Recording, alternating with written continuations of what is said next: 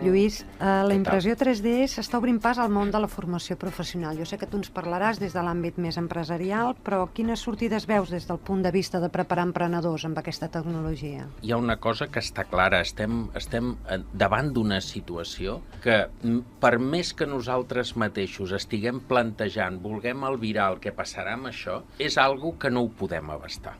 El que pot arribar a produir el fet de la impressió en 3 dimensions és quelcom que avui encara no ens ho sabem imaginar del tot. Per les empreses i sobretot pels emprenedors i per tot el que és la formació professional i la capacitat d'aprendre o d'obtindre aptituds i capacitats és molt important perquè permet 3 coses bàsiques, que una és les sèries curtes, 2 és la capacitat del prototipatge i el prototipatge millora molt els projectes i finalment dona possibilitat a que la gent treballi de forma col·laborativa per millorar les coses sense haver de fer unes sèries de determinades dimensions que quan penses que tens la solució t'has gastat una quantitat de diners brutal. En el món de l'empresa és una revolució que avui no ens la imaginem. Jo us puc assegurar que, és que arriba un moment que quan tu a un empresari li dius no, escolti'm, és que vostè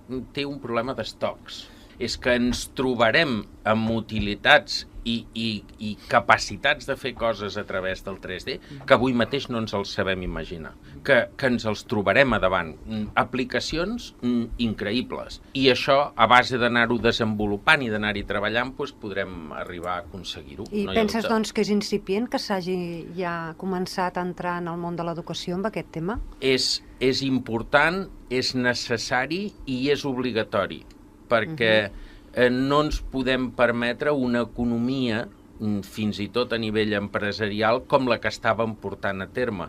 Hi ha un tema específic, que és el tema dels estocs. En el moment actual, i només per fer un apunt, i segur que després en el debat en parlarem d'això, estocs vol dir frenar la innovació, perquè has de liquidar els estocs per aconseguir entrar coses noves.